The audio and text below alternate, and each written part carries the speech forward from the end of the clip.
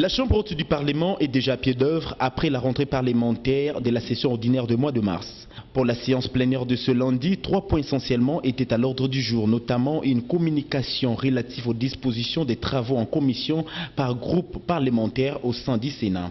En second lieu, la présentation du calendrier de la nouvelle session et au finish, le divers.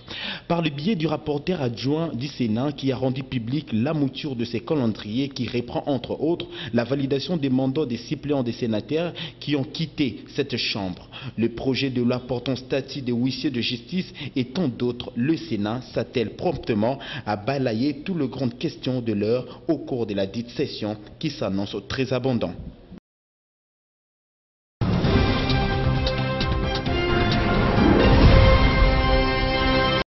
Les femmes congolaises d'une certaine catégorie ont répondu présentes dans un forum aux États-Unis, plus précisément à New York, pour dénoncer les différentes formes de viol dont subissent les femmes à l'est de la République par de guerres à répétition de groupes armés opérant dans cette partie du pays.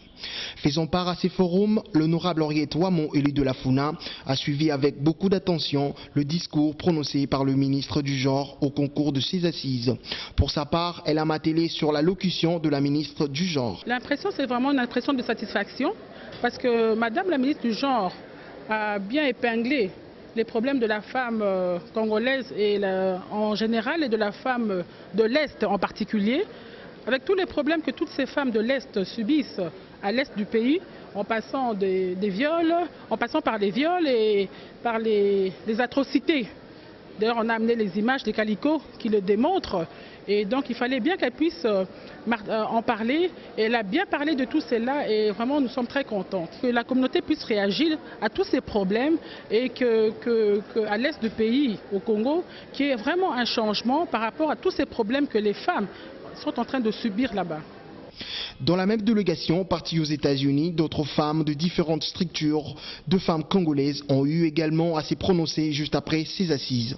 Bon, de toute façon, Madame la ministre a traduit, son discours a traduit la réalité du pays.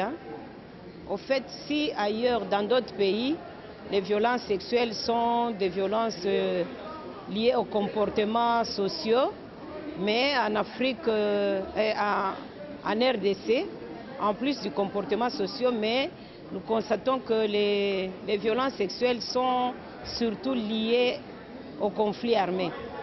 Et ils sont vraiment exacerbés, surtout à l'Est. C'est pourquoi moi je crois que le discours de son Excellence Madame la Ministre était la bienvenue pour attirer aussi la communauté, l'attention plutôt de la communauté internationale sur ce qui se passe à l'Est de la RDC, où les femmes sont violentées et où les droits de l'homme sont en train d'être violés à tout moment. Et le viol est utilisé comme l'arme de guerre par les belligérants.